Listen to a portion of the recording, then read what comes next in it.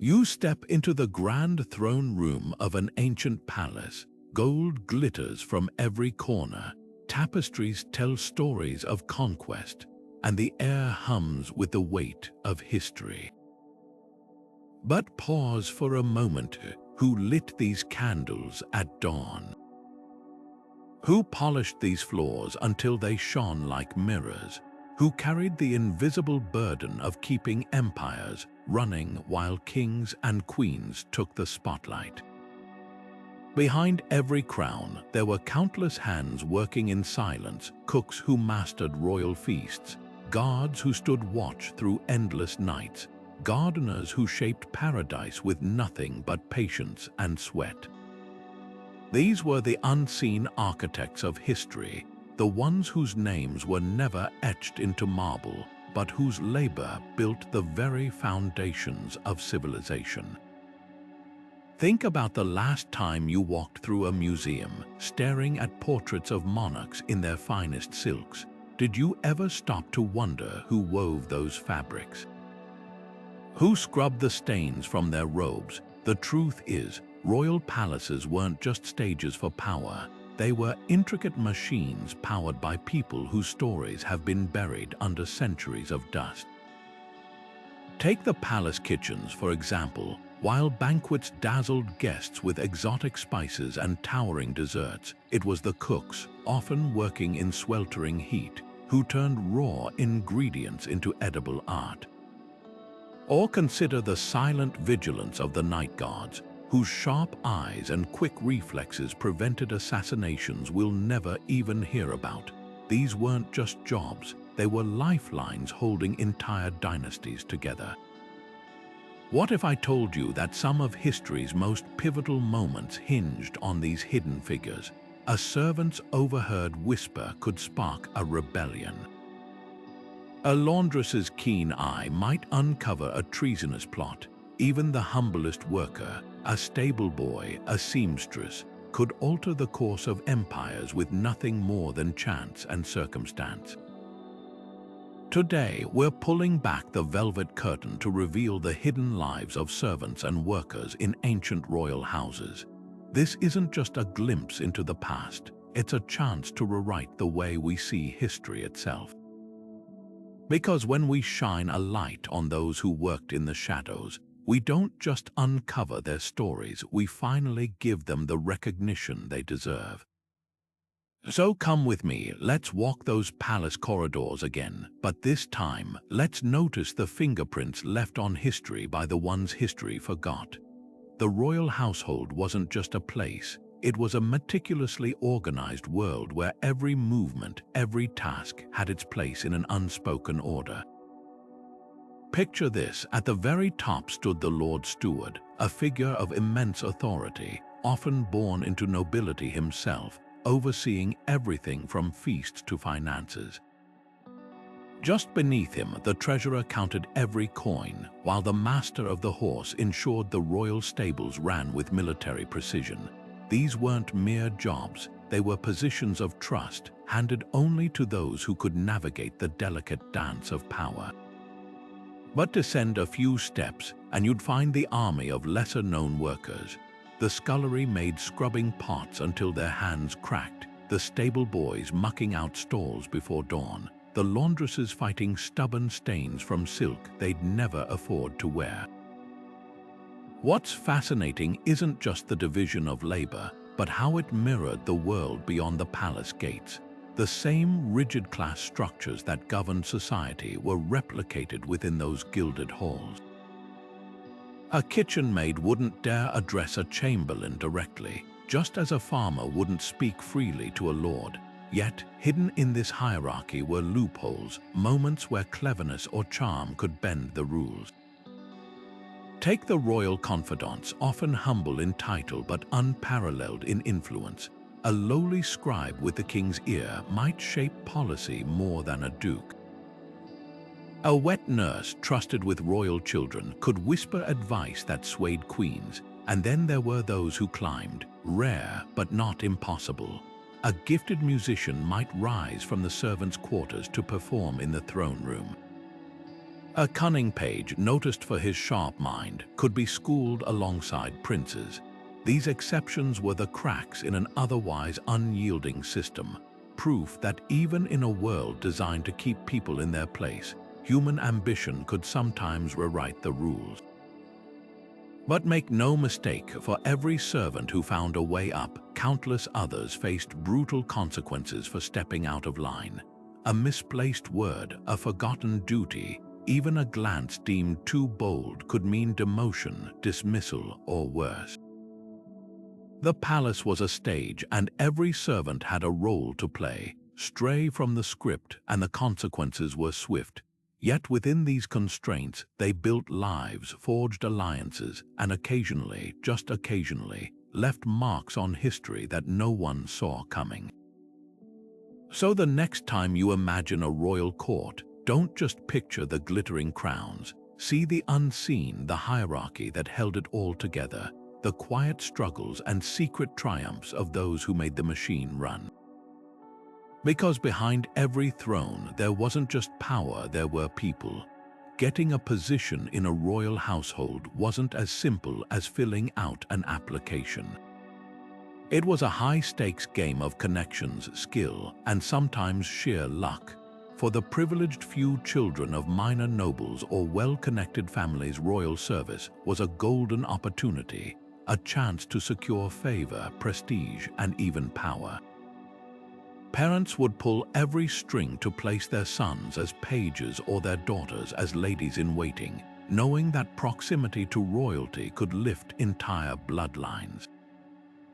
But for others, service wasn't a choice. Indentured laborers, prisoners of war, or those sold into bondage had no say in their fate. Their lives became tools of the crown, their labor extracted without question. Once inside the palace walls, training was relentless. A young page might spend years mastering the art of pouring wine without spilling a drop, while a kitchen apprentice memorized hundreds of recipes. Each dish a potential test of loyalty. Poison was always a looming fear. Etiquette masters drilled servants on the exact angle of a bow, the precise tone to use when addressing a duke versus a prince. For specialized roles, the demands were even higher. Royal physicians trained for decades, blending medicine with politics, knowing a misdiagnosis could be fatal for their patient or themselves. Scribes didn't just write letters, they learned to code messages, spot forgeries, and sometimes alter history with a well-placed stroke of ink. But the most important lesson wasn't written in any manual: loyalty. A servant's worth wasn't just in their skills but in their silence. Betrayal wasn't just a firing offense, it could mean exile, imprisonment, or worse. Whispers of disloyalty spread fast, and punishments were public, a grim reminder of the stakes. Yet, for those who proved trustworthy, rewards followed. A favored valet might receive land. A diligent cook could earn a title. The system was rigid, but it wasn't entirely unbreakable. And so, every morning as the sun rose over the palace, hundreds of perfectly trained hands sprang into motion. Each servant knew their role, each movement practiced to perfection, because in the world of royalty there was no room for error, only the illusion of effortless grandeur, built on a foundation of unseen discipline. The palace never truly slept. While the world outside lay in darkness, servants were already moving through candlelit corridors, their footsteps muffled against cold stone. In the kitchens, fires roared to life before the first hint of dawn, bakers kneading dough for bread that had to be perfect, too dark, and a king might take offense. Upstairs, chambermaids filled copper bathtubs with water hauled bucket by bucket from distant wells, their arms aching as they adjusted the temperature just so. Every detail mattered. A lukewarm bath or a lukewarm meal could mean punishment. Meanwhile, footmen took their posts along grand hallways, trained to stand so still they might blend into the wallpaper, their only movement the occasional blink.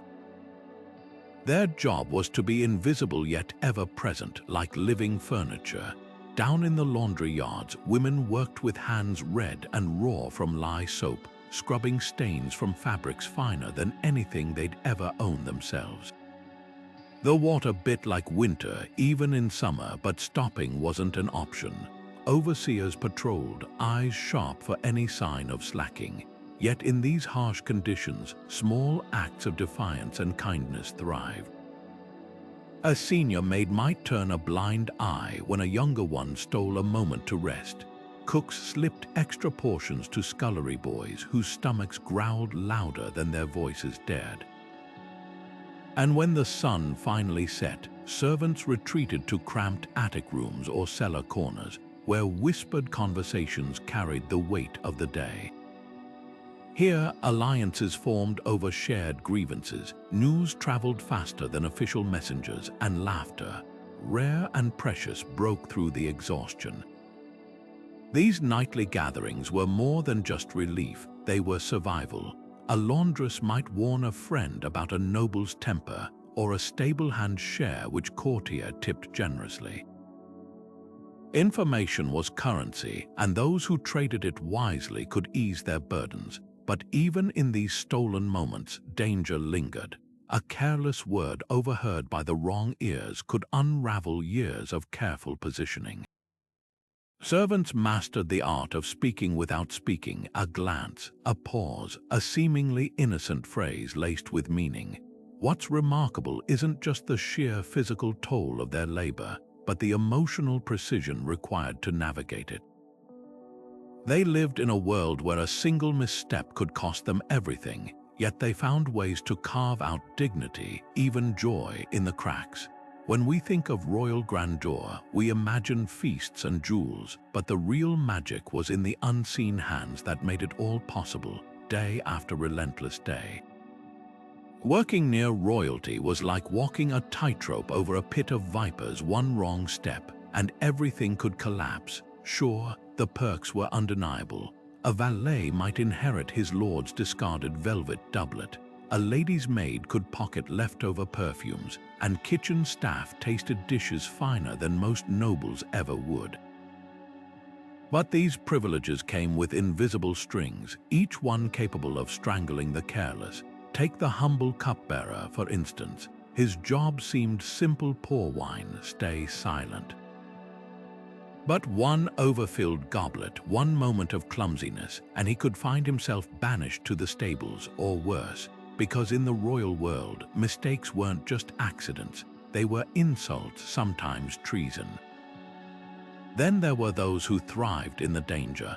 The valet who dressed his king each morning knew which moods to avoid, which secrets to carry to the grave. A well-placed word from him could make or break a courtier's reputation.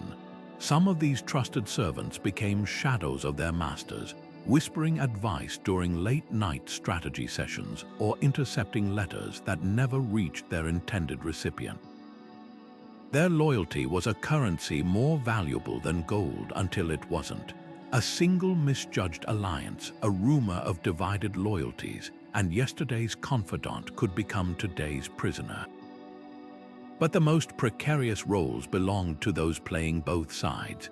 Spies disguised as humble scribes or unassuming laundresses moved through palace corridors like ghosts, gathering whispers for rival factions. A maid might slip a note between folded linens. A stable hand could loosen a saddle strap just enough to ensure an accident. These games of deception were deadly. Discovery meant execution, often public and brutal, as a warning to others. Yet the rewards: protection for one's family, a pouch of silver, even freedom lured many into the gamble. What's chilling is how ordinary these risks became. Servants learned to read rooms like battlefields, spotting shifting alliances in a noble's cold shoulder or an unusually generous tip. They mastered the art of vanishing at the right moment, of speaking just enough to be helpful but never enough to be remembered. Survival depended on this razor's edge between usefulness and invisibility. And yet, beneath the fear, rebellion simmered. A dropped handkerchief could be a signal. A deliberately slow response to a summons might be sabotage. Even laughter in the servants' quarters, a little too loud after a noble's humiliation, carried the weight of defiance. These tiny acts were the only weapons they had, silent, secret, but sharp enough to draw blood. Because while the throne demanded obedience, it could never fully extinguish the quiet rage of those who kept it standing. Beneath the surface of unquestioning obedience, royal households thrummed with quiet rebellion. A chambermaid might accidentally knock over a candle, forcing a vain duchess to wear yesterday's gown to an important banquet. A groom could loosen a saddle girth just enough to send a cruel nobleman tumbling into the mud. These weren't mere accidents, they were calculated strikes, tiny acts of vengeance that left no fingerprints. Even language became a weapon. Servants perfected the art of the double-edged compliment, praising a lord's new coat while secretly laughing at its gaudy embroidery. Every delayed response, every overly salted dish carried a message: we see you, and we are not as helpless as you think. Then there were the whispers, the most dangerous weapon of all. A clever maid might plant a rumor about a courtier's infidelity during pillow talk with her mistress. A scribe could misplace a damning letter, altering the fate of an entire alliance. Information flowed through servant networks faster than royal decrees, and those who controlled the flow held invisible power. Take the infamous case of Marie, a laundress in the French court who noticed bloodstains on a duke's shirt, evidence of a duel he'd sworn to the king he hadn't fought. She didn't report it. Instead, she sold the secret to the duke's rival, securing her daughter's apprenticeship to a dressmaker in return. But the boldest rebellions were cultural. Enslaved attendants from conquered lands smuggled traditions into palaces under their masters' noses, braiding ancestral patterns into royal hairstyles, slipping folk songs into lullabies for noble children. In the Ottoman Empire, African eunuchs tasked with guarding the harems secretly preserved Swahili poetry, passing it down like contraband. These weren't just acts of defiance, they were declarations of identity, proof that chains couldn't erase memory. What makes these rebellions extraordinary isn't their scale, but their precision. A servant's revenge was rarely dramatic, no fiery speeches, no grand confrontations. Instead, it was the slow, deliberate unraveling of a noble's comfort, a favorite goblet gone missing, a hunting dog that suddenly refused commands, the constant, gnawing sense that the walls themselves were watching. Because in the end, servants knew the truth. Royalty needed them far more than they needed royalty. Cut the hands that fed you, and even kings would starve. And so, in shadowed corners and moonlit courtyards, they kept their cultures alive. A Yoruba nursery rhyme hummed while polishing silver. A stolen moment to carve Celtic knots into the base of a chair no noble would ever notice. These silent acts were more than resistance, they were a promise. You may own our labor, but you will never own our souls. The next time you see a portrait of a smiling monarch, look closer.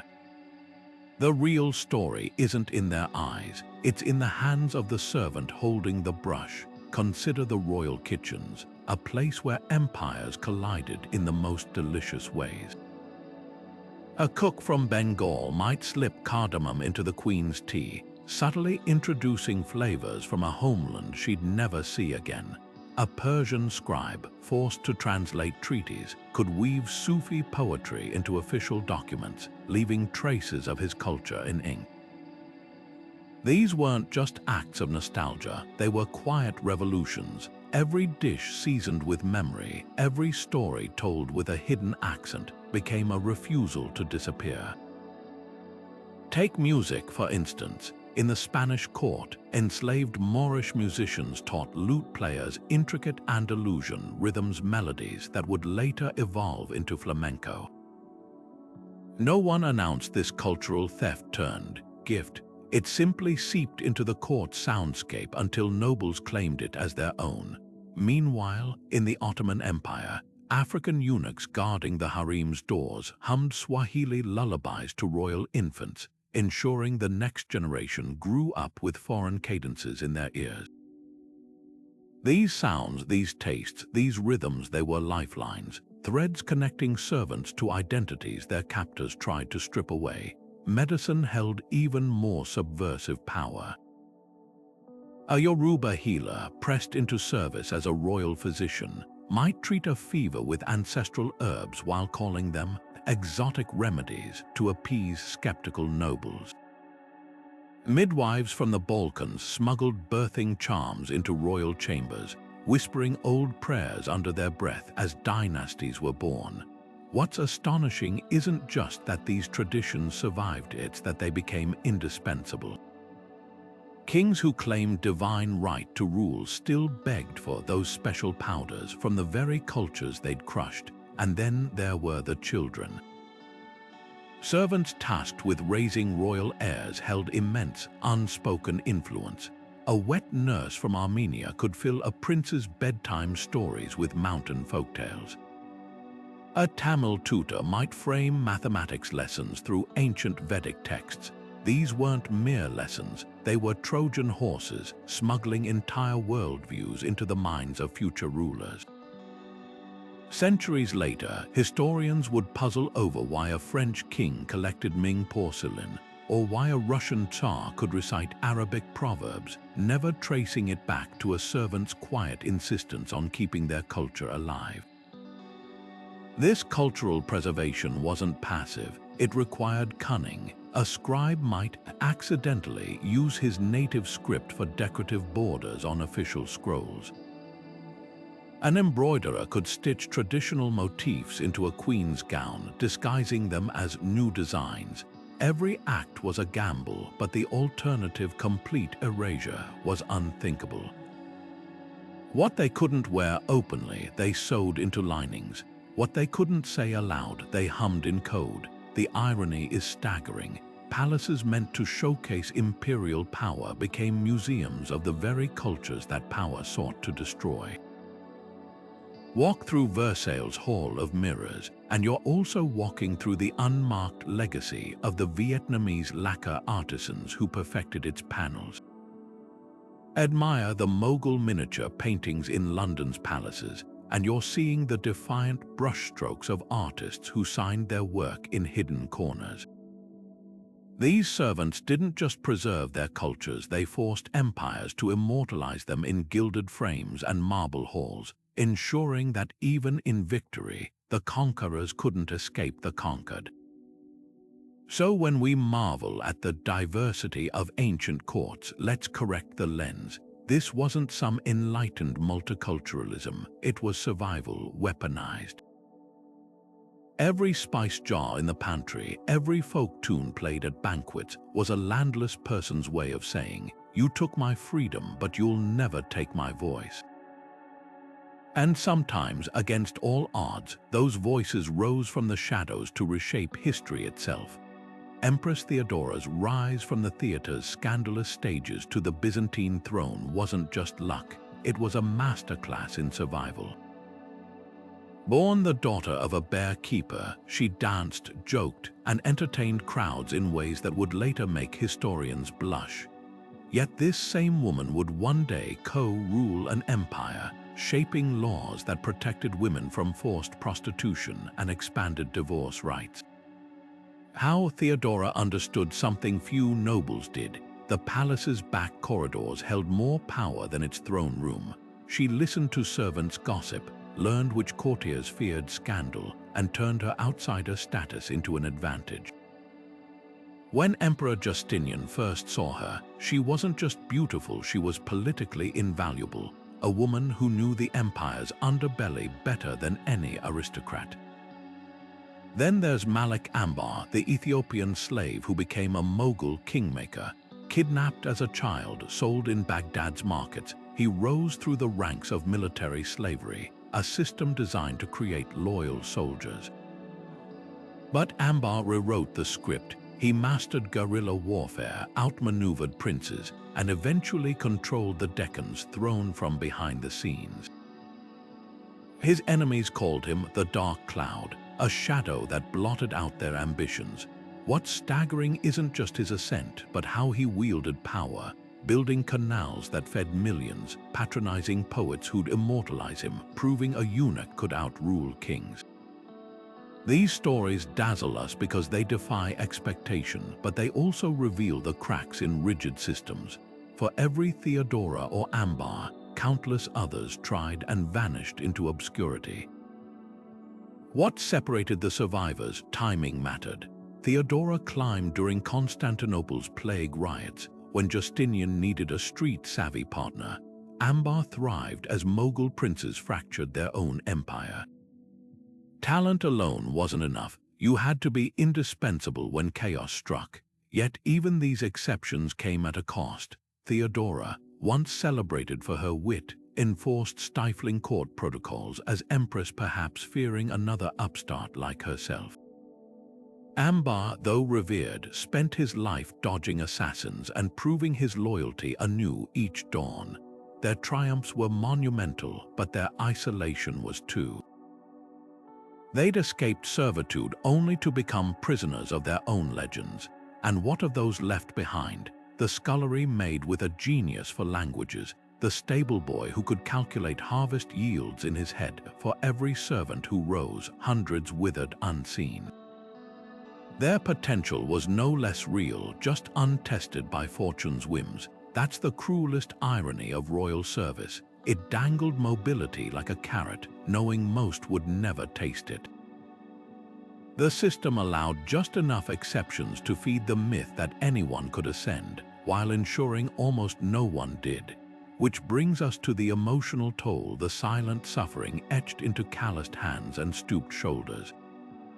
Day after day, these men and women crafted luxury for others while their own lives narrowed to the space between orders. Some found solace in faith, whispering prayers as they worked. Others clung to small rebellions, a nursemaid secretly teaching royal children kindness, a blacksmith forging a dagger slightly off balance. But many simply buried their exhaustion under layers of routine until even their dreams grew quiet. The palace's greatest lie wasn't that servitude was honorable. It was that those who endured it didn't ache for something more. We know better now. When we read between the lines of their inventories and pay records, we don't just see labor, we see longing. The scribe who doodled landscapes in ledger margins, the laundress who embroidered her initials inside nobles' collars. These weren't just workers, they were people who loved, raged, and imagined lives beyond their stations. And that, perhaps, was the most dangerous truth of all.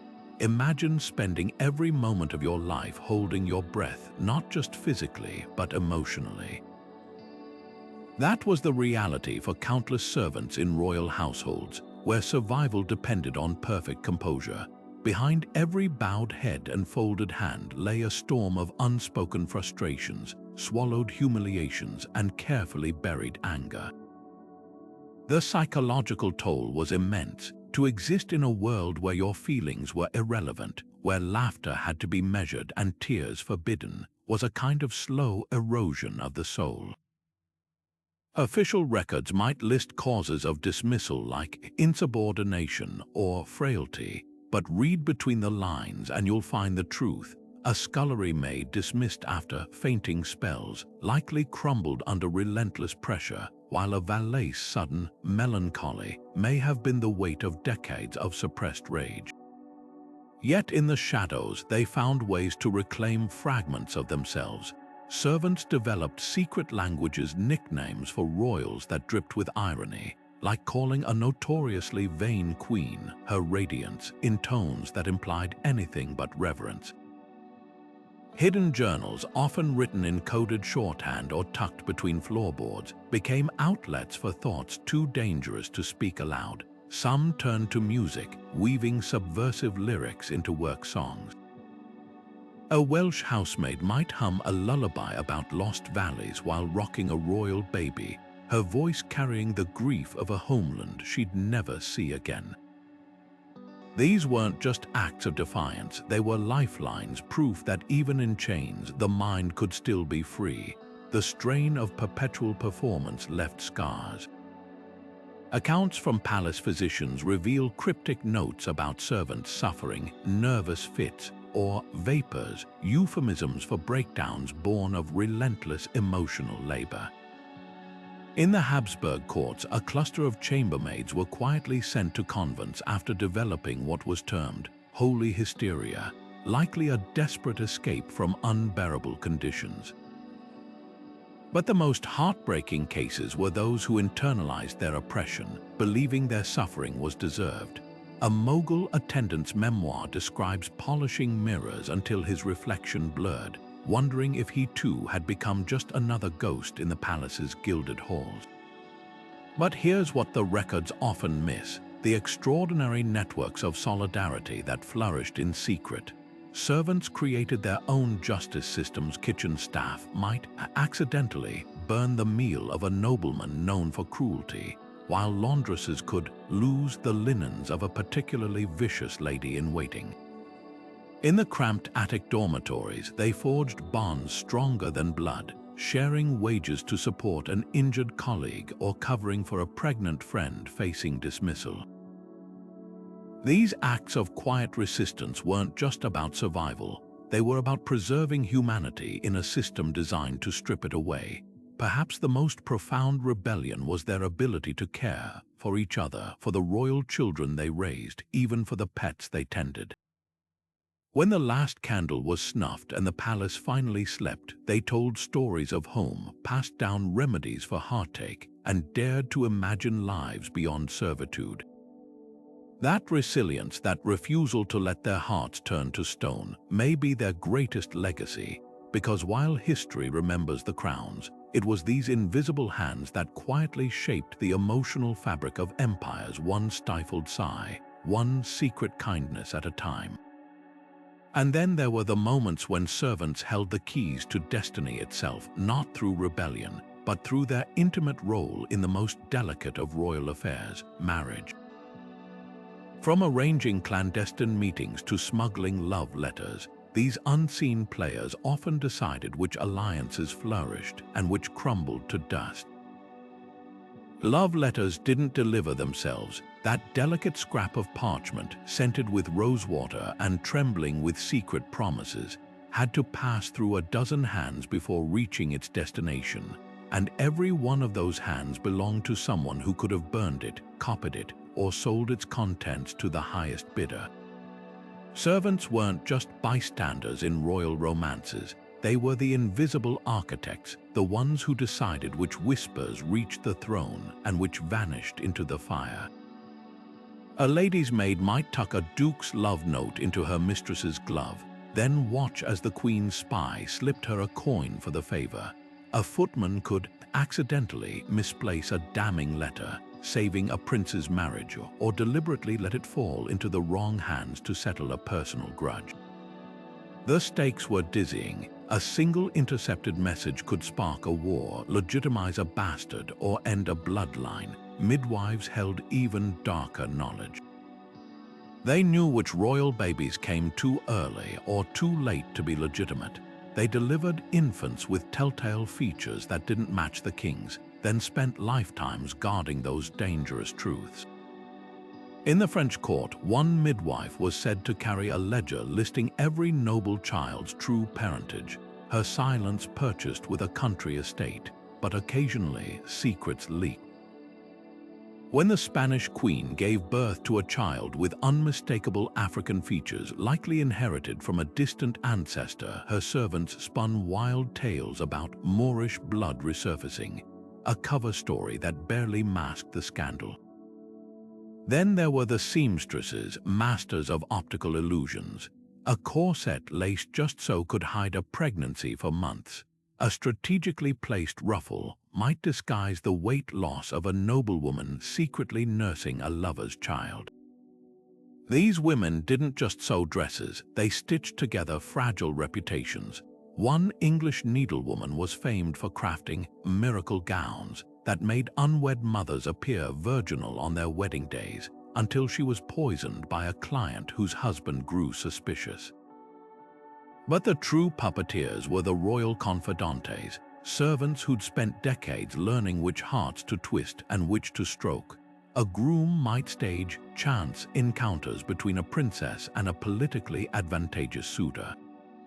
A nursemaid could steer a young prince's affections toward a particular duke's daughter through carefully chosen bedtime stories. Their influence was subtle, cumulative, and often devastating.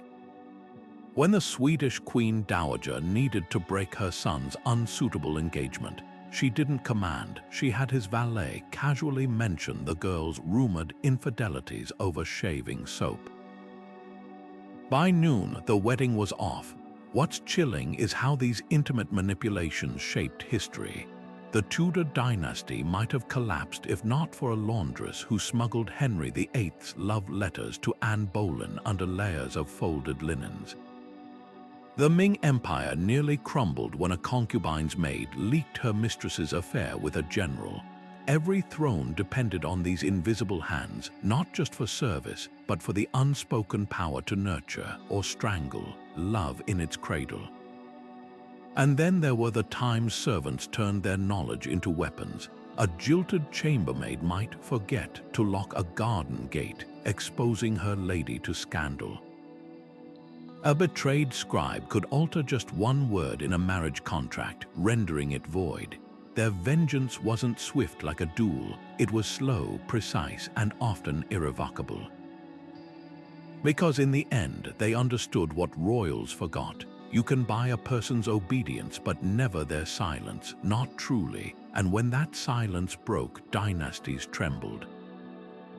So the next time you read about some grand royal romance, look beyond the poetry and portraits. The real story is in the folded notes passed under trays, the hurried whispers behind tapestries, the midwife's knowing glance. Love might have moved empires, but servants were the ones who turned the wheels. Keepers of oral histories held power far beyond their station. While scribes penned polished chronicles for royal libraries, servants traded truths in hushed tones, stories too dangerous for ink. A stablemaster might describe how the brave king actually froze during battle, his horse bolting before the first arrow flew. A laundress could recount the queen secretly mending her own torn gown, her fingers nicked by needles, proof of a humility never recorded in official portraits. These weren't just tales, they were counter-histories passed like contraband from one generation of servants to the next. Consider the coronation of Henry VI, documented by monks as a flawless ceremony. But the palace baker's descendants told another version of a boy king trembling so violently, crumbs from his anointing bread scattered like frightened birds. Or take the Mughal Emperor Shah Jahan, whose love for Mumtaz Mahal became legend. Only the gardeners whispered how he'd uprooted an entire village to build her tomb, their homes crushed under marble slabs. These oral histories didn't just fill gaps, they revealed the human cracks beneath the gilded facade. What made these accounts so explosive wasn't just their content, but their longevity.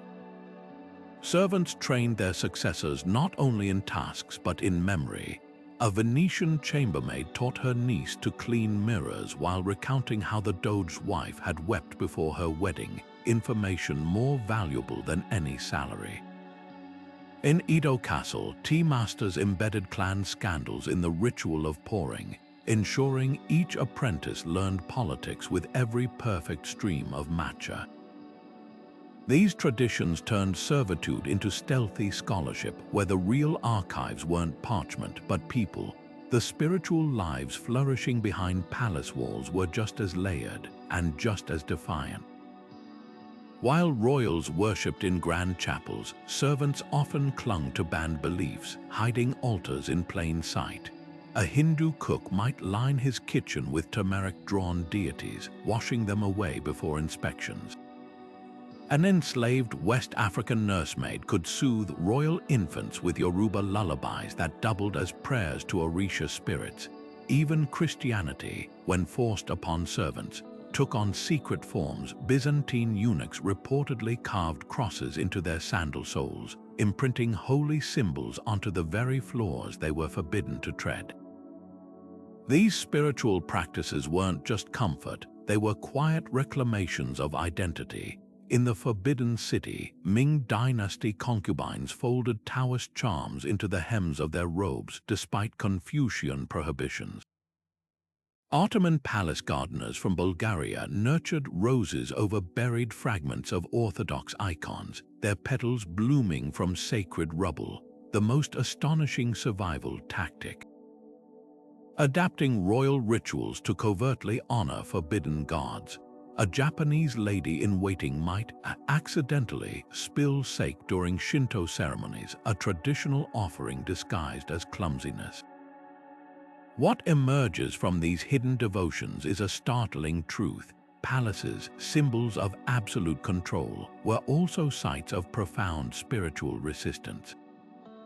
Every whispered prayer in a broom closet, every saint's image stitched into a mattress lining, was a declaration that some loyalties could never be bought. Servants might have emptied chamber pots by day, but by night they communed with deities their masters feared, proving that even in chains the soul remained unshackled. And sometimes these private faiths reshaped empires. When the Russian Tsarina's Finnish masseuse introduced her to folk healing charms, it sparked an obsession that would later influence state policy. A Malian griot enslaved in Portugal preserved ancestral songs so powerfully, they eventually seeped into court music, altering European compositions forever. The very rulers who tried to erase these traditions became unwitting patrons of their survival because divinity, like history, favors neither crown nor coin. It flows where it will, often through the humblest hands. Beneath the polished floors and gilded halls, faith thrived in the unlikeliest places. A broom closet transformed into a shrine, a garden corner where soil held buried offerings. Servants didn't just practice forbidden religions, they became alchemists of belief, blending traditions to survive. A West African groom might light Catholic votive candles while whispering prayers to Shango, the Yoruba god of thunder. In Ming Dynasty palaces, Buddhist kitchen staff folded dumplings into lotus shapes, a silent homage to enlightenment disguised as culinary flair. These weren't just acts of devotion, they were acts of defiance, proof that no empire could fully colonize the soul. Some servants wielded faith as both shield and scalpel.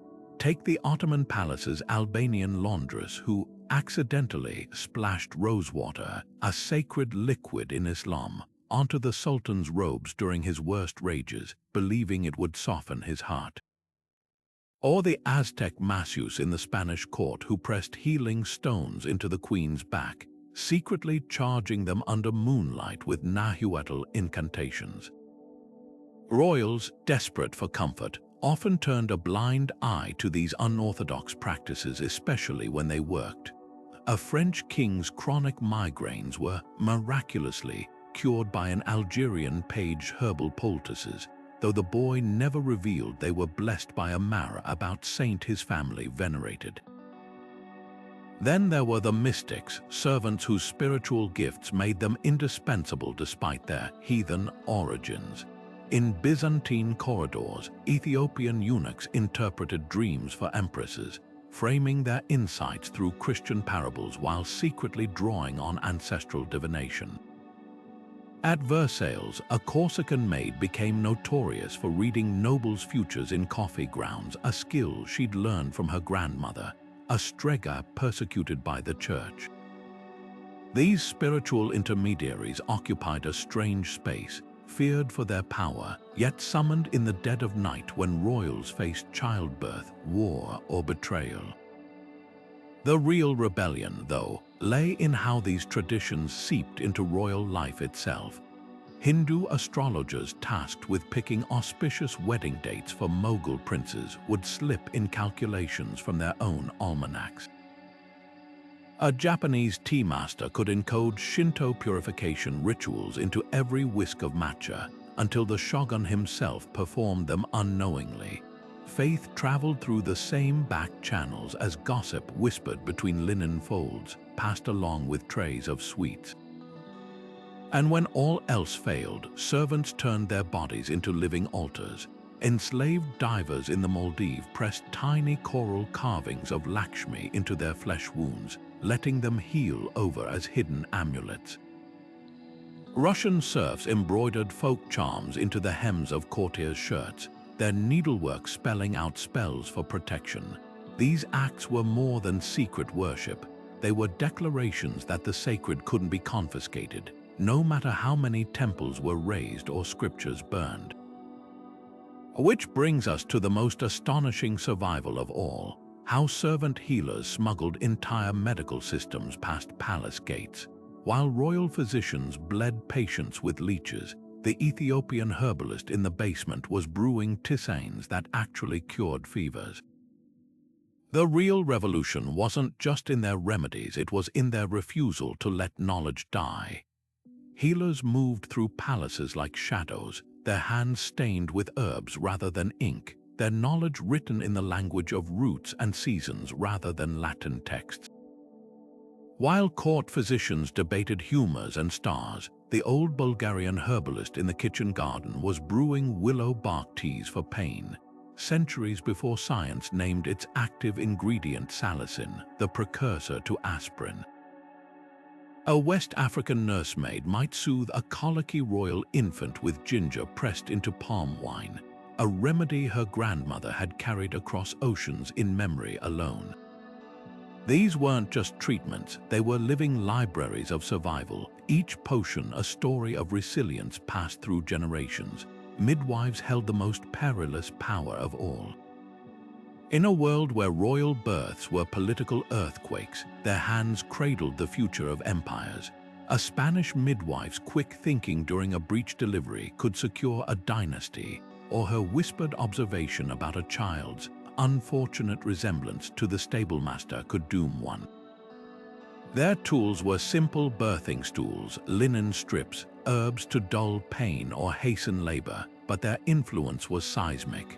When the Tudor court needed to prove Anne Boleyn's child was legitimate, it wasn't a bishop they summoned to testify.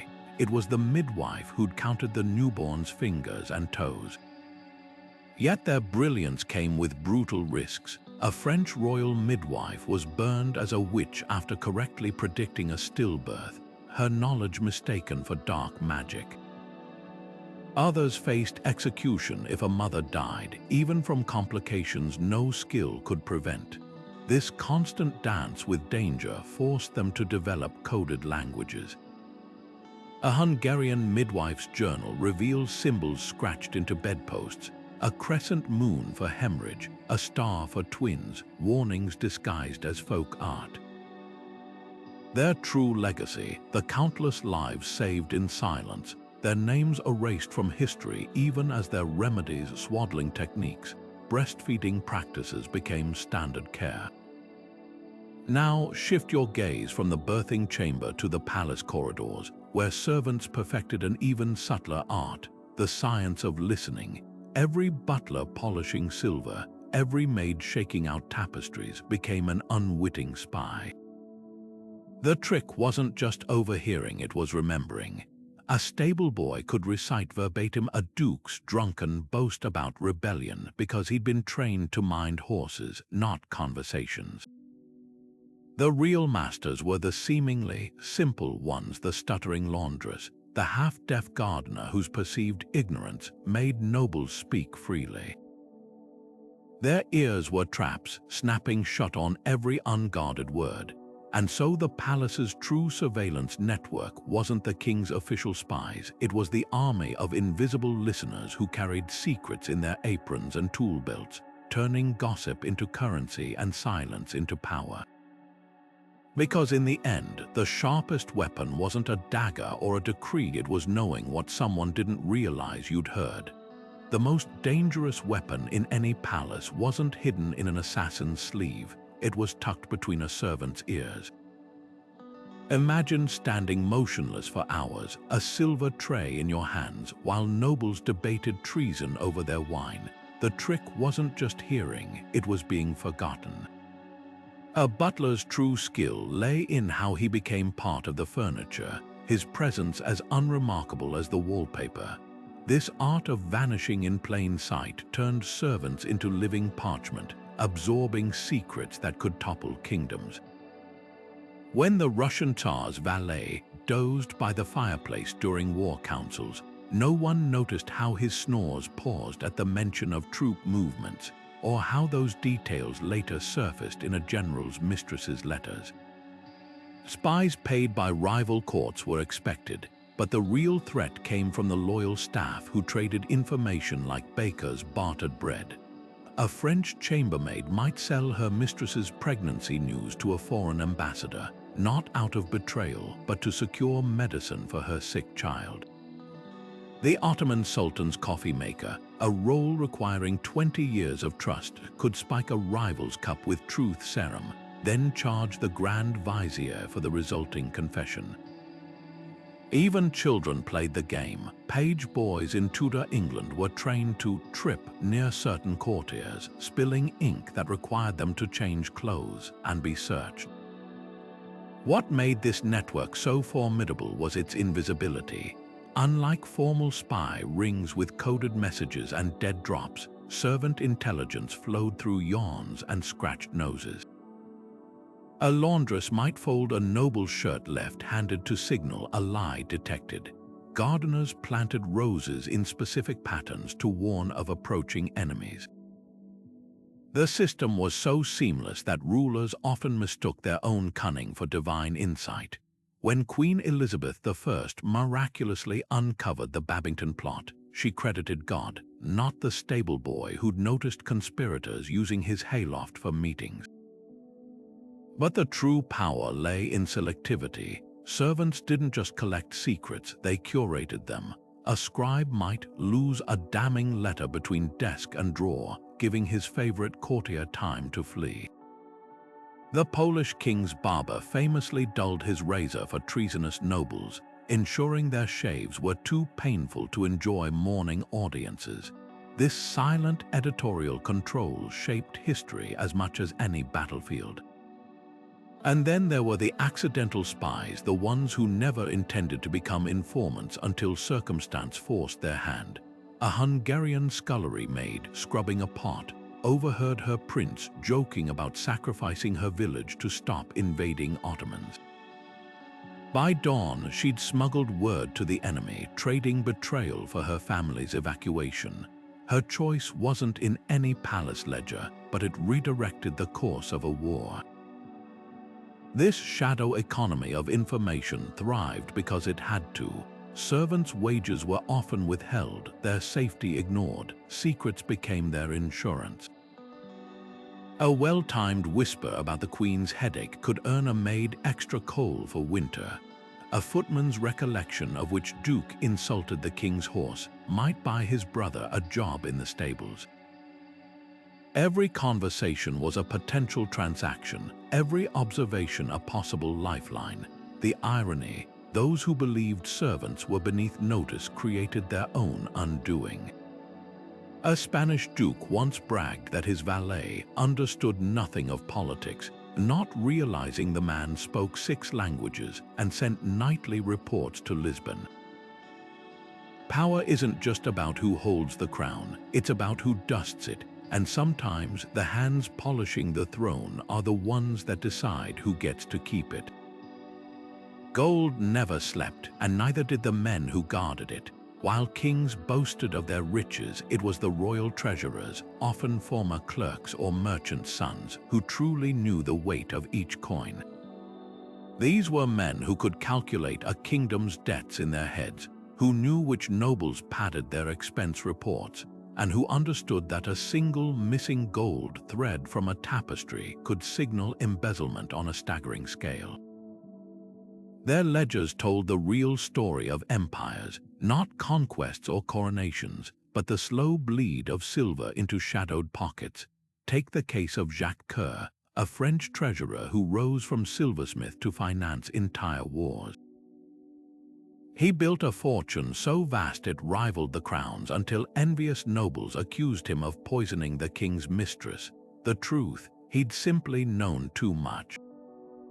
Treasurers were walking targets, privy to every bribe, every secret loan, every time a monarch sold jewels to pay for their own extravagance. One Florentine accountant kept 2 sets of books, the official version for the duke, and a cipher hidden copy listing every stolen ducat. When invaders stormed the palace, he burned the decoy ledger and fled with the truth sewn into his cloak lining, a living indictment of corruption. But not all handlers of wealth were virtuous. For every loyal treasurer, there were 10 others skimming coins like cooks tasting soup. A Mogul goldsmith once hollowed out precious stones from a ceremonial dagger, replacing them with glass so flawless even the emperor didn't notice until the hilt shattered during an execution. Others played longer games. The Habsburgs' chief mintmaster secretly debased their currency for years, pocketing the difference until inflation sparked bread riots. These weren't just crimes, they were silent rebellions, proof that even the most trusted hands could turn against the crown. Yet when crisis struck, these same servants became unsung heroes. During the siege of Vienna, the imperial treasurer smuggled the crown jewels out in sacks of rotting onions, the stench so vile even looters didn't bother searching them. In Edo-era Japan, clerks devised an early form of insurance, diverting funds to rebuild merchant quarters after fires, preventing riots that could have toppled the shogunate. Their financial ingenuity didn't just preserve wealth, it preserved order. What's chilling is how little protection they received in return.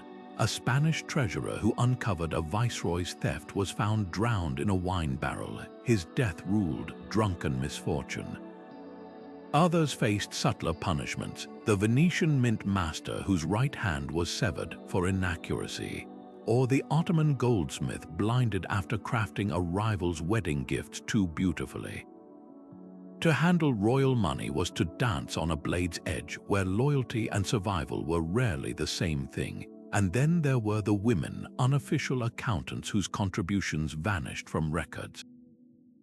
A Persian queen's nursemaid managed her private treasury through a network of Jewish moneylenders, her name erased from contracts. In Ming China, concubines with merchant backgrounds secretly advised on tax reforms, their insights attributed to male advisors. The greatest financial minds in palaces often had no titles, just whispered influence and the cold understanding that numbers never lied even when histories did. Which brings us to the most fragile treasures these servants guarded, not gold, but the children who would one day wield it. Because while treasurers counted coins, another group of servants was molding the minds that would spend them quietly shaping the future itself. The hands that rocked royal cradles often shaped history more than the swords that guarded them. Nursemaids and tutors didn't just feed and teach princes, they molded the very souls of future rulers. Picture a young Louis XIV, orphaned and terrified, clinging to his governess Madame de Lansac while Cardinal Mazarin plotted his regency. Her lullabies, not statecraft, became his first lessons in trust. Contrast that with Ivan the Terrible, whose childhood servants were ordered to ignore his cries, leaving him to wail alone in empty chambers. The difference between a king who built Versailles and one who massacred his own people may have begun in those formative moments of comfort or neglect. These bonds transcended duty. When Queen Elizabeth I lay dying, she asked not for her counselors, but for Blanche Parry, the Welsh nursemaid who taught her astronomy by pointing out constellations through nursery windows. Catherine the Great famously pensioned her childhood maid with a country estate, while the Ottoman Sultan Suleiman built a marble tomb for his Albanian wet nurse. These weren't just gestures of gratitude, they were admissions that power isn't inherited but instilled.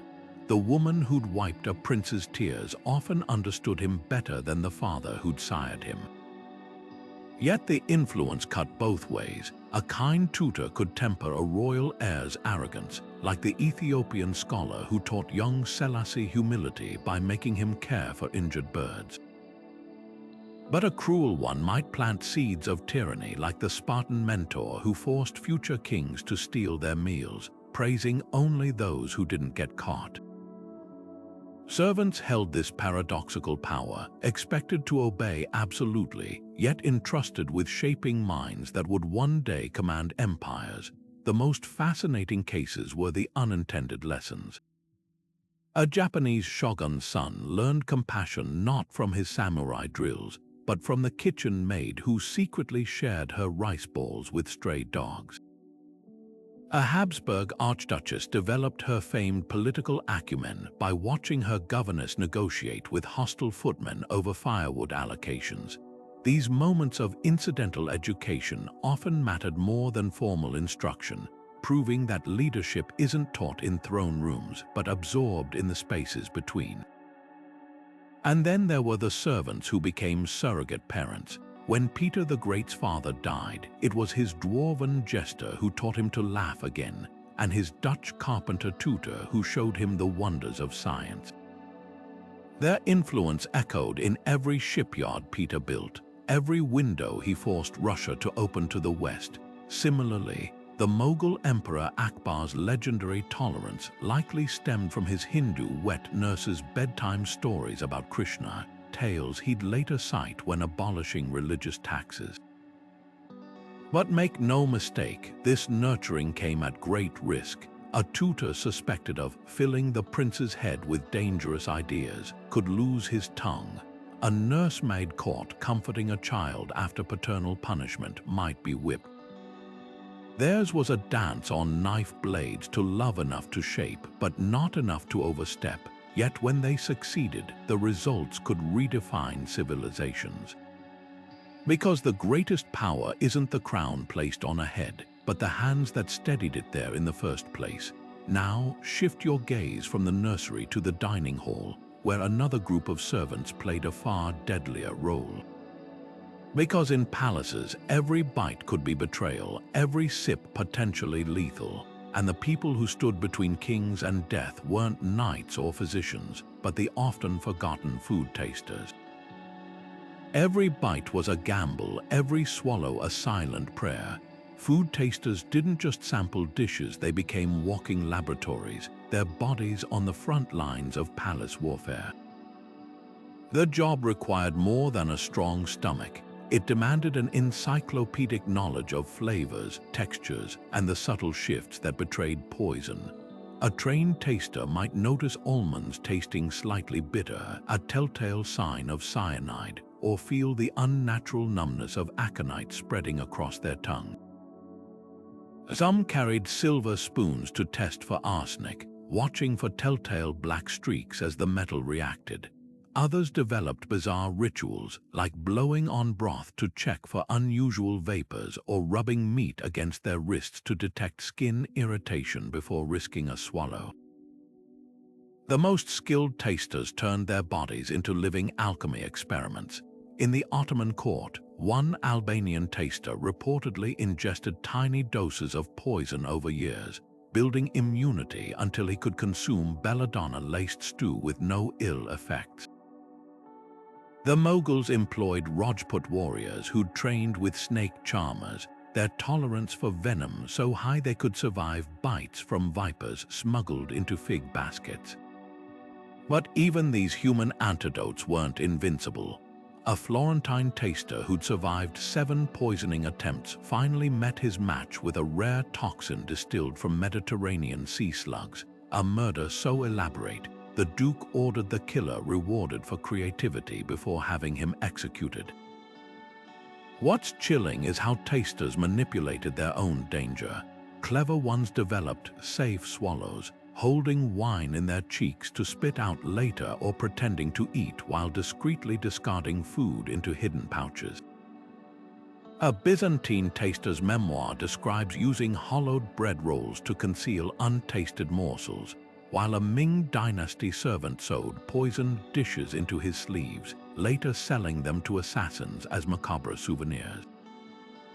Their survival depended on this dance of deception, appearing diligent while secretly minimizing risk, yet for all their cunning, tasters remained disposable.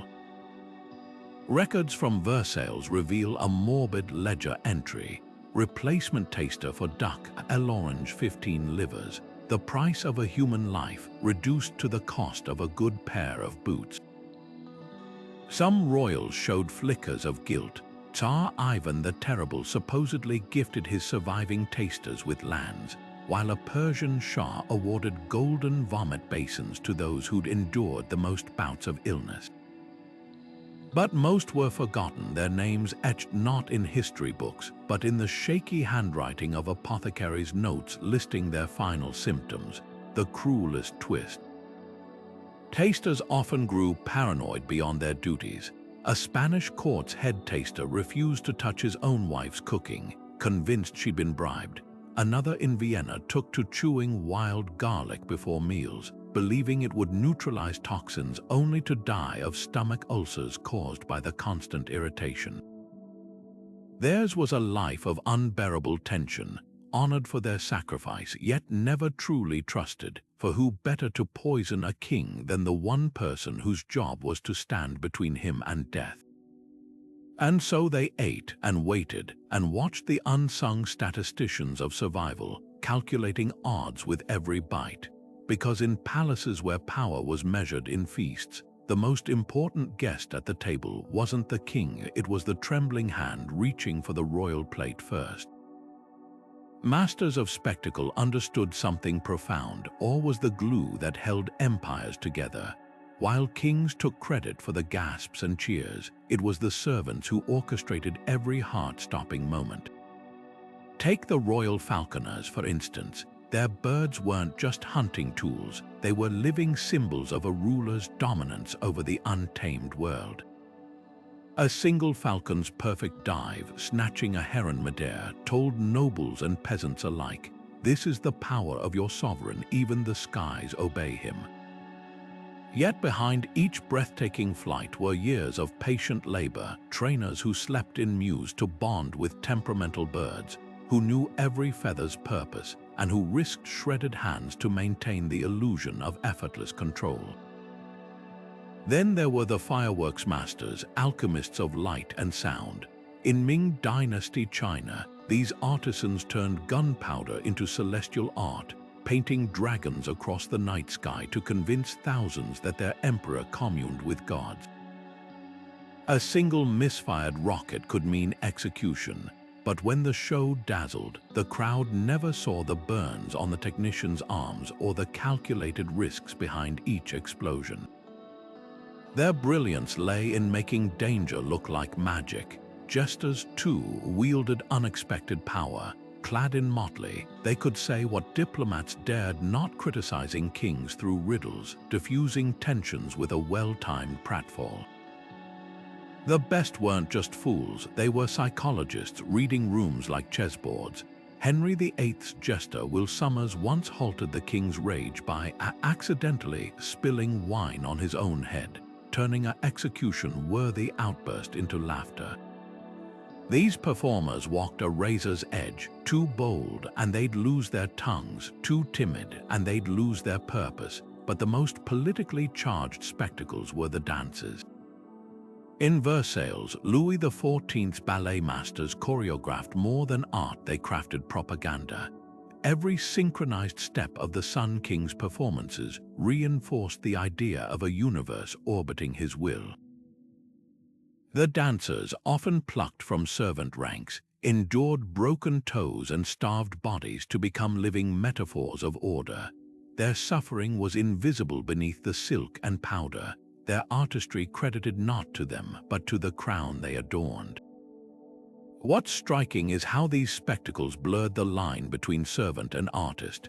The Mughal Emperor Shah Jahan's famed peacock throne, encrusted with jewels that scattered light like celestial fire, wasn't just built by anonymous hands, it was designed by a goldsmith's son who'd spent years studying how light fractured through raindrops.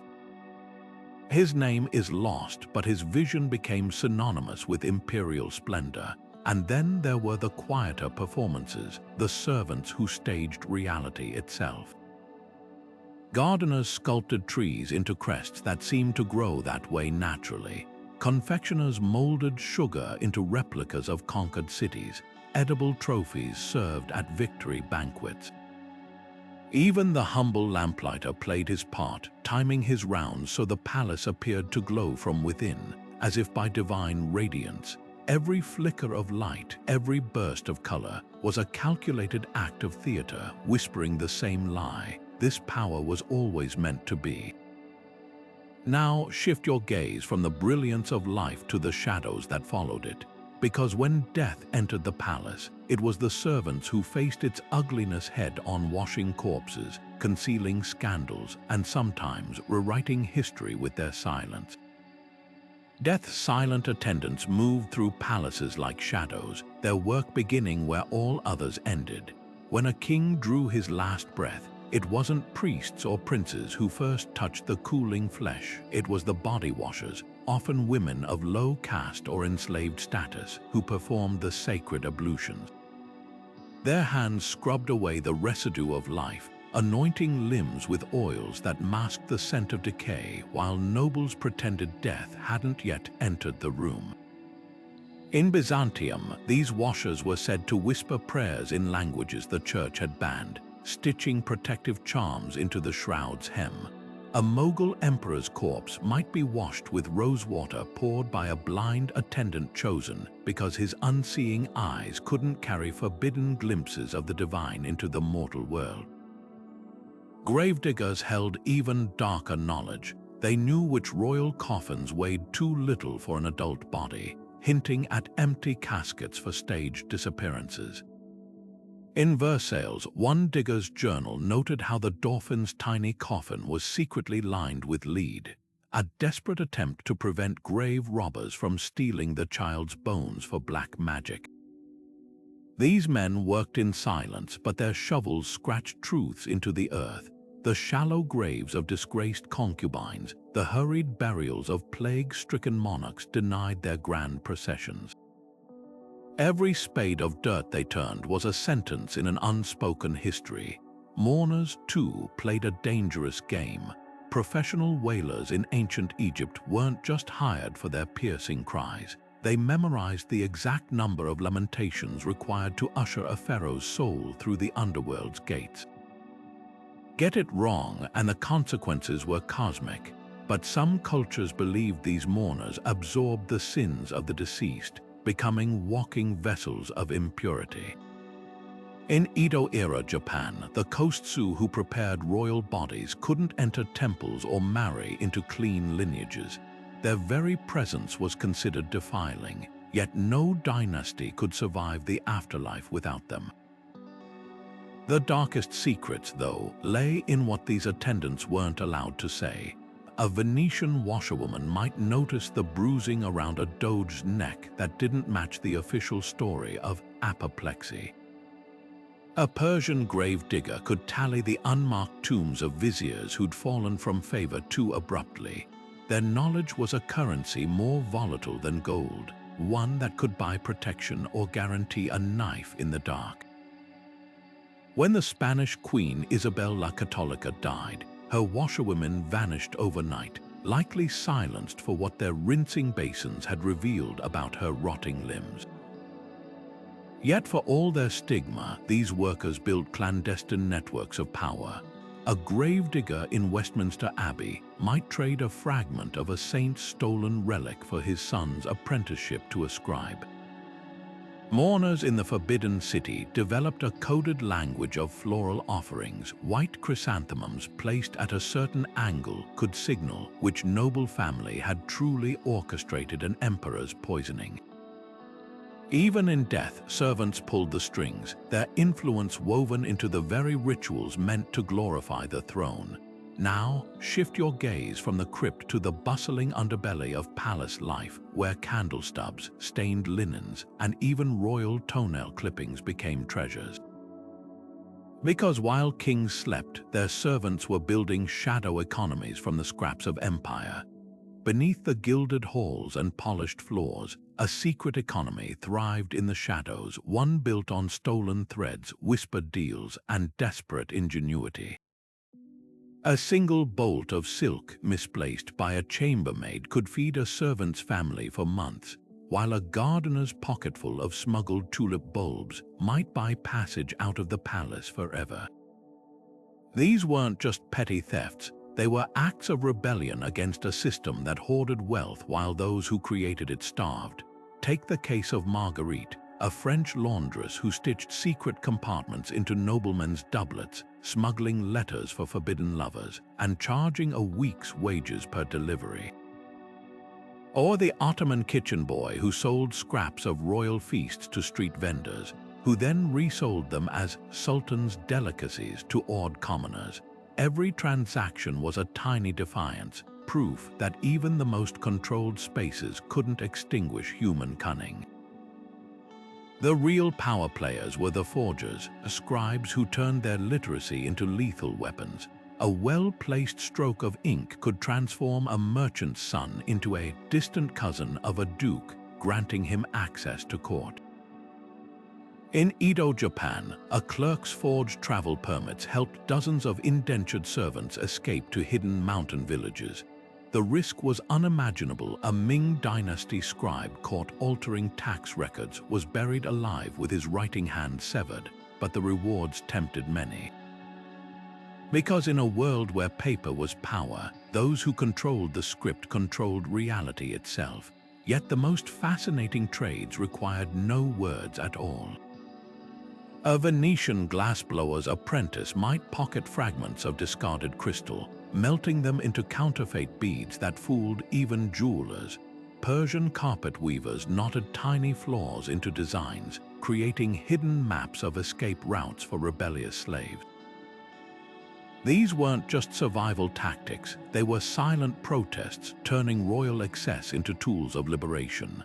The irony, many luxuries nobles flaunted were likely stolen goods repurposed by the very hands they'd enslaved. And then there were the markets. No ledger ever recorded the trade in secrets. A groom could sell the timing of the king's daily ride to an ambushing lover.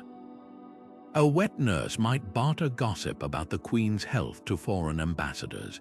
Information flowed through servant networks faster than royal decrees, with prices fluctuating like stocks. When the Spanish infantas maid leaked her mistress's pregnancy before the official announcement, the resulting surge in wool futures babies meant more velvet sales earned her a hidden fortune. This shadow economy reveals a startling truth. Palaces, symbols of absolute control, were porous. Every locked chest had someone with a key, every guarded corridor a turnable eye. Servants didn't just survive the system, they hacked it, turning their oppression into opportunity. Because no matter how high the walls, human creativity always finds a way through. Now shift your gaze from the back alleys to the dazzling courts, where servants didn't just follow fashion, they invented it. Because while nobles took credit for trends, the real style icons were often the ones holding the needles. Fabric held more power than swords in the courts of history, because those who controlled the needle could reshape perception itself. Seamstresses didn't just stitch gowns, they engineered illusions. A well-placed dart could make a queen's waist appear impossibly slender, while a slightly puckered seam might exaggerate a rival's stoop. In Versailles, Madame Bertin, Marie Antoinette's dressmaker, didn't merely follow trends, she invented them, turning the queen into a living canvas of pastel silks and daringly wide panniers. But her true genius lay in subtle sabotage. When the queen needed to humble a too ambitious duchess, Bertin might accidentally construct her bodice with weak boning, ensuring an embarrassing collapse during the minuet. These were sartorial assassinations executed with thread instead of steel. Jewelers played an even deadlier game. The Mughal Emperor Shah Jahan's gem cutters were masters of refraction, positioning rubies so they cast blood-red shadows across his face during wartime audiences. Conversely, a Venetian goldsmith once set a doge's emerald slightly off-center, making him appear cross-eyed during crucial speeches, a revenge for unpaid wages. The most cunning artisans hid messages in their craft. A Burmese royal necklace contained a hollow pearl filled with poison, while a Spanish infanta's tiara held miniature portraits of her forbidden lover, visible only when tilted toward candlelight. These weren't just decorations, they were wearable intrigues. What's astonishing is how servants smuggled cultural revolutions into palaces through fashion. A Korean seamstress captured during the Imjin Wars introduced wrapped jackets to the Japanese imperial court, subtly reshaping centuries of dress. Enslaved African embroiderers in Lisbon wove Yoruba symbols into baptismal gowns, their sacred geometry passing as decorative flair. Even something as simple as a French lady's maid leaving her laces untied, a style later dubbed déshabillé, could spark continent-wide trends, all because a noblewoman copied her servants' rushed morning attire. Yet for all their influence, these creators remained ghosts. The names of the women who hand-stitched Elizabeth I's iconic ruff collars, each pleat requiring 8 hours of labor are lost to time. The Indian weavers who spun gold into dhaka muslin so fine it could pass through a ring-dyed paupers, their bodies broken by decades of squinting at microscopic threads. Their legacy survives in portraits they'll never be credited for, their artistry attributed only to the royals who wore it. Now, shift your gaze from the glittering surface to the foundations, because when earthquakes shook palaces or fires raged through halls, it wasn't kings who battled the chaos, but the army of laborers expected to outrun disaster itself. When plague seeped through palace gates like a creeping mist, it was the servants who stood between order and utter collapse. While nobles fled to distant estates, the staff remained, not by choice, but because their labor was the only thing holding the fragile illusion of control together. In the Tudor court, one laundress's journal describes washing blood-stained sheets from the royal sict while her own children lay feverish in their attic dormitory. She knew the risk touching those linens could kill her, but refusal meant the whip, or worse, her entire family cast into the streets. Across empires, similar scenes played out.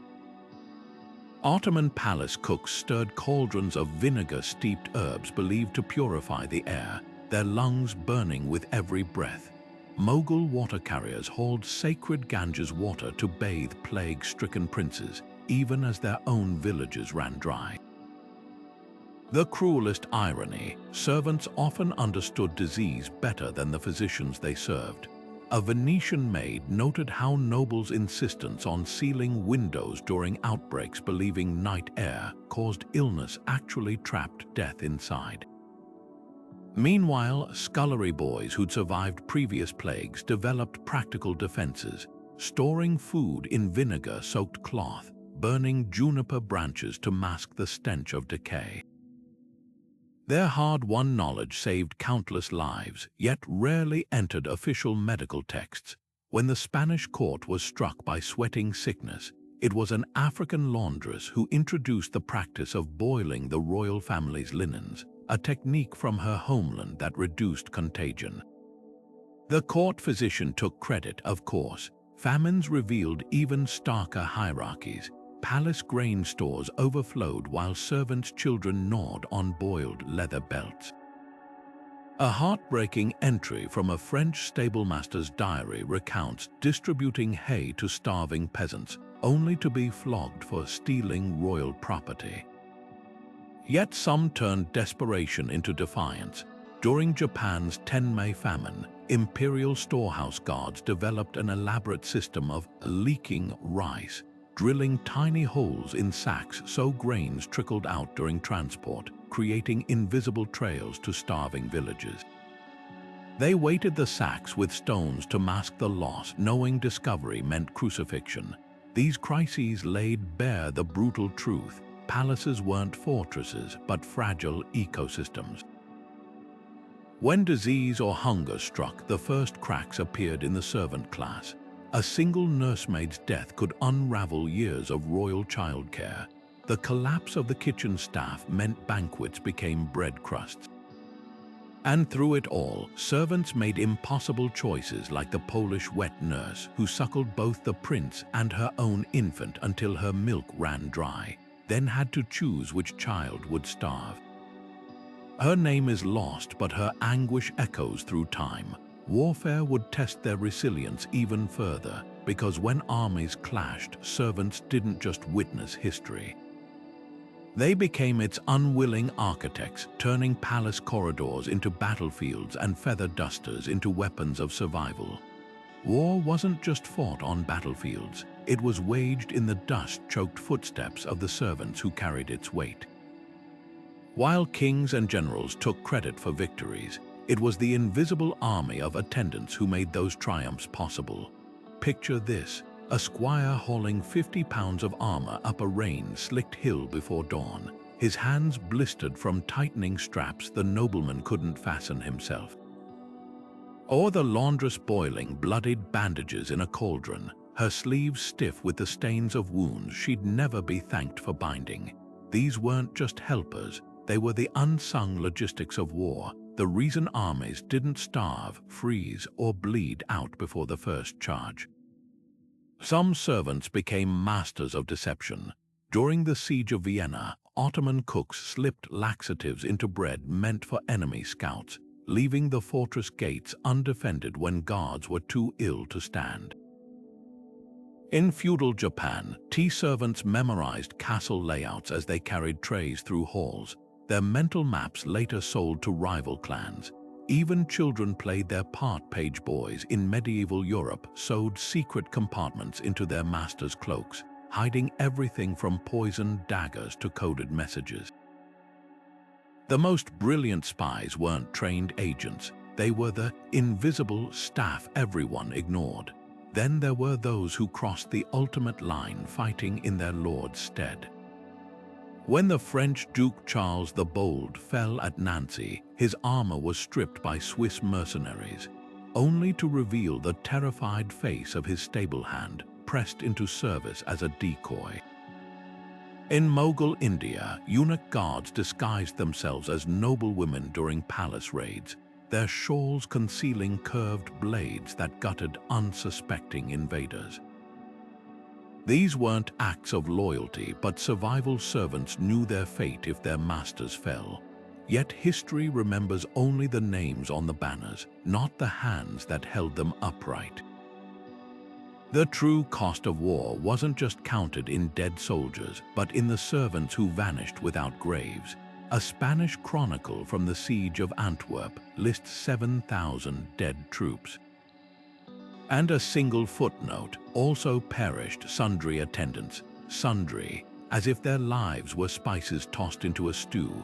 No one recorded how many camp followers, the women who cooked, mended, and comforted, were trampled in retreats or slaughtered as spoils. Their sacrifices became statistical noise, their bravery reduced to quartermaster lists of lost supplies. Yet without these shadows, history's greatest battles would have crumbled before they began. The English victory at Agincourt thanked the Welsh archers' squires who kept bowstrings dry in their own shirts during downpours, Napoleon's lightning marches. Impossible without the grooms who pushed horses beyond sane limits, their own feet bleeding through worn boots. Wars weren't won by strategy alone, but by the calloused hands that turned plans into reality. Now shift your gaze from the battlefield to the boiling point, because when servants' patience snapped, their uprisings didn't just challenge authority. They rewrote it. Revolts didn't always roar, sometimes they whispered. While history remembers Spartacus and his army of rebel gladiators, far more palace uprisings began with something as simple as a cook refusing to salt the king's soup. These weren't just acts of spite, they were carefully calibrated tests of power. A Mughal emperor once woke to find his favorite hunting falcon's jesses mysteriously loosened. sending the bird soaring beyond reach, a silent protest by the animal handlers tired of seeing their prized raptors wasted in frivolous hunts. In Versailles, a coordinated slowdown by candle lighters left entire wings of the palace in darkness during a crucial diplomatic visit, humiliating Louis XIV into finally addressing their unpaid wages. The message was clear: servants didn't need swords to wage war. The most devastating rebellions, though, were those that weaponized intimacy. Roman slave stewards tasked with tasting imperial meals began spitting in cups before serving them, not enough to poison, just enough to remind elites who truly controlled their survival. Ottoman gardeners planted poisonous oleander near the Sultan's private courtyards, then forgot to warn visiting ambassadors not to brush against the leaves. These weren't reckless acts. They were psychological warfare, eroding the myth of royal invincibility one small defiance at a time. Yet when full-scale revolts did erupt, their ferocity stunned empires. The Zanj rebellion of 9th century Baghdad saw enslaved East African laborers turn their back-breaking work against their oppressors, using their intimate knowledge of irrigation canals to flood noble districts while sparing slave quarters. In Haiti, palace servants who'd memorized the layouts of French colonial mansions became the revolution's most effective saboteurs, guiding rebel forces through secret passages. These weren't chaotic mobs, they were highly organized strikes from within, proving that those who built systems could dismantle them too. What's often overlooked is how these rebellions crossed social lines. The 1381 Peasants' Revolt in England saw royal cooks join forces with field workers, using their access to palace cellars to arm protesters with kitchen cleavers. In Joseon-era Korea, concubines formed covert alliances with stable-hands to leak military secrets to rebel factions. Their solidarity revealed a truth rulers feared. Oppression created strange bedfellows, and the lower someone's status, the more they had to teach others about resistance. The legacy of these struggles lives in ways we rarely acknowledge. Modern fire safety laws trace back to 17th century scullery maids who deliberately burned down noble kitchens to protest unsafe working conditions. The concept of sick leave, forged by wet nurses in Renaissance Florence who staged a plague, by all calling in ill simultaneously until their demands for rest periods were met. Even something as mundane as workplace grievance procedures owe their existence to Ottoman bath attendants who developed coded complaint systems using towel placements. These weren't just fights for better treatment, they were battles over the very idea of human dignity. When a single laundress in Tudor England refused to kneel before a baron's daughter, she wasn't just being insolent, she was rejecting the notion that any person could be inherently superior. That quiet courage, multiplied across millions of unseen acts over centuries, did more to shape equality than any royal decree, because the most dangerous thing a servant could steal wasn't silver or secrets, it was the belief that things could be different. Now turn your gaze from the flames of rebellion to the painstaking work of historians and archaeologists, because piecing together these lost stories requires decoding clues hidden in everything from laundry lists to tooth enamel. Beneath the layers of dirt and time, archaeologists are uncovering whispers of lives once deemed too ordinary to remember. In the excavated servants' quarters of a Venetian palace, a child's wooden horse, carved with clumsy affection, sits beside a broken hairpin, its owner long forgotten. These aren't just artifacts, they're fragments of stolen humanity, proving that behind every polished throne room lay a world of laughter, fatigue, and quiet rebellion. Recent digs have turned up more than expected. A scribe's stylus worn down by countless letters he'd never sign his name to, a gardener's leather gloves molded to hands that shaped paradise for others. Each discovery chips away at the myth that palaces were built by kings alone. The real revelation lies in the science. DNA analysis of tooth enamel and bone fragments tells a story even chronicles ignored. That stable hand buried near the royal crypt, his genes traced to Molly, the laundress whose skeleton shows signs of healed fractures, her teeth reveal a childhood spent near the Baltic. These weren't homogeneous workforces but globalized communities, their origins as diverse as the spices in a royal pantry. Kitchen middens add another layer. Discarded fish bones and millet grains show servants ate better than peasants but still subsisted on scraps compared to the pheasant and saffron upstairs. Yet here and there, surprises, a Spanish servant's grave containing chocolate residue, evidence of a small, stolen indulgence. What's revolutionary isn't just the objects but the narratives they rewrite. A French Chateau's ledger might list one housemaid paid quarterly, but archaeology gives us Marie, her cracked thimble still threaded with blue silk from the dress she mended between shifts. In Istanbul, the footprint of a tiny shoe under floorboards hints at a child hidden away, contrary to Ottoman records claiming no children lived in palace barracks. These finds don't just humanize, they indict that golden age of art and architecture, built on backs bent in unseen workshops. Perhaps most poignant are the personal rebellions preserved in the dirt. A Ming Dynasty servant's hollowed-out bedpost contained a forbidden folktale carved on bamboo slips. Beneath an English manor's flagstones, someone buried a crude doll with a crown of twigs, an insult to the monarch or a private joke. Even in death, they asserted themselves. A mass grave in Vienna held servants clasping hands across social lines, a scullery made interlocked with a musician, their bones defying the hierarchy that separated them in life. This isn't just about correcting the past, it's about confronting why we erased them in the first place. When we acknowledge that Versailles' glitter depended on the aching wrists of glassblowers, or that the Taj Mahal's beauty hides the calluses of stonecarvers paid in onions, we're forced to ask, who are the invisible hands behind our own monuments today? The migrant laborers building stadiums, the gig workers fueling our digital empire's history isn't repeating. It's still being written by the same unseen authors. Archaeology's greatest gift isn't artifacts but accountability. Every reconstructed face from a servant's skull, every recipe deciphered from their cookware is a reckoning. These people didn't just serve history, they made it, and for the first time in centuries we're finally listening. History never truly vanishes, it echoes.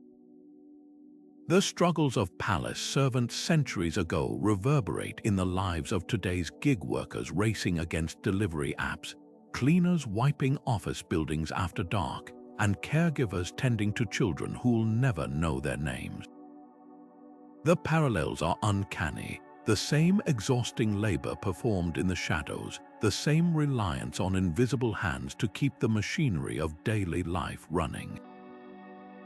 Consider the modern, algorithmic overseer, a digital counterpart to the royal steward, tracking every minute of a worker's time with the same relentless precision as a palace timekeeper tallying candle hours. The medieval scullery made scrubbing pots until her hands cracked would recognize the Uber driver grinding through 12-hour shifts to meet unyielding ratings quotas. Exploitation has simply traded its livery for a logo. Yet these workers share more than just hardship, they inherit a legacy of quiet resistance. Just as Ottoman laundresses smuggled messages in folded linens, today's underpaid staff whisper warnings about unfair conditions through encrypted chats. The Tudor kitchen boy who accidentally oversalted a noble's soup has his counterpart in the barrister who mishears orders for rude customers. These aren't petty acts, they're the age-old language of the disempowered, subtle corrections to an unbalanced scale.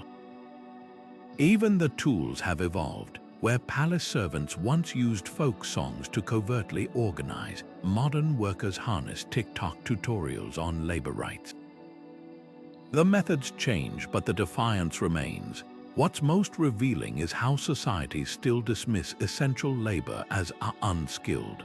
A royal gardener who could coax roses to bloom in winter possessed knowledge as specialized as any software engineer, just as the janitor today who maintains hospital sterilization protocols holds life-saving expertise. We've inherited the same flawed hierarchy that values visibility over contribution. Think about pandemic-era revelations. Suddenly, grocery clerks and delivery drivers were heroes, yet their wages and protections barely budged. Like courtiers applauding servants during a crisis only to ignore them once the feast resumed, society's gratitude proved fleeting.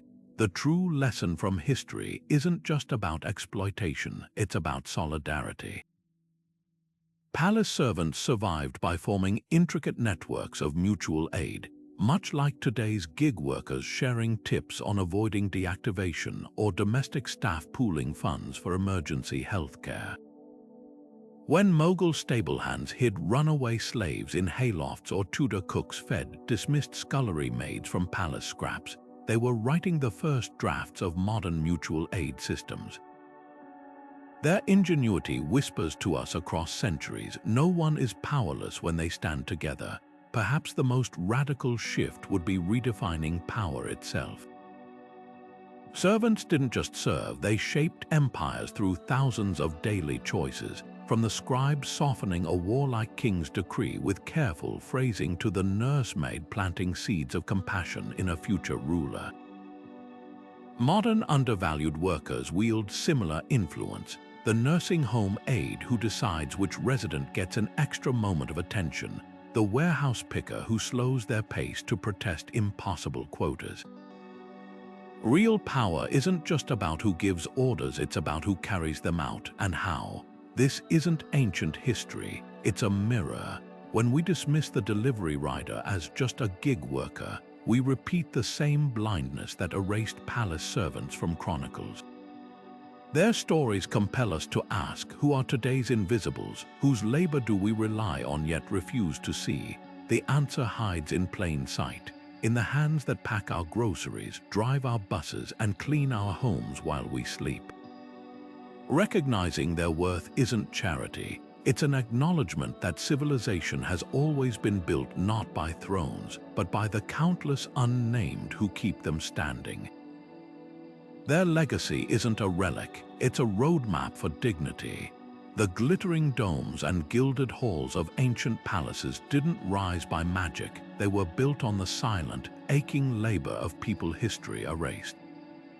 Every polished floor, every lavish feast, every moment of royal spectacle came at a cost we're only now beginning to measure. Think of the Mughal stonemason who carved petals into the Taj Mahal's marble until his fingers bled, knowing his name would never grace its walls. Or the Byzantine silk weaver whose eyesight failed from threading gold into imperial robes she'd never afford to touch. These weren't just workers, they were the human price of grandeur, paid in sweat, ingenuity, and stolen dreams. What changes when we center their stories? Suddenly, history isn't just about kings and conquests, it's about the wet nurse who smuggled rebellion into nursery rhymes, the scribe who altered a single word in a treaty to spare his village, the gardener who planted poisonous flowers where a cruel nobleman walked. These small acts of defiance and dignity rewrite our understanding of power.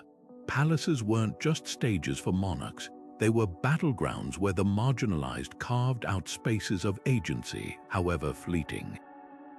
A French chef's mistaken oversalting of a duke's soup could be as politically charged as any duel. This shift matters today. When we recognize that civilization was built by countless unnamed hands, we start seeing the invisible labor around us. The delivery drivers braving storms, the caregivers working double shifts, the cleaners disinfecting hospitals at dawn. Their struggles echo those of the palace servants who came before, fighting for fair wages, safe conditions, and basic respect. History's greatest lie was convincing us that progress is driven by lone geniuses rather than collective struggle. The truth, every social advancement from weekends to workplace safety was won by people once dismissed as just servants. So let's end with a question more profound than who ruled. Ask instead who made their rule possible. Behind every crown was a network of people who cooked, cleaned, and conspired. People who, in their own quiet ways, shaped the world as much as any monarch. Their legacy isn't just in the past, it's in how we choose to honor or ignore the unseen labor that sustains our own societies. Hit subscribe to keep unearthing these hidden histories, because the moment we start remembering the forgotten is the moment history truly comes alive. Now it's your turn. Which servant story reshaped how you see the past? Drop a comment below, and let's keep pulling threads from history's tangled tapestry. The most revolutionary act isn't just uncovering these lives, it's refusing to look away.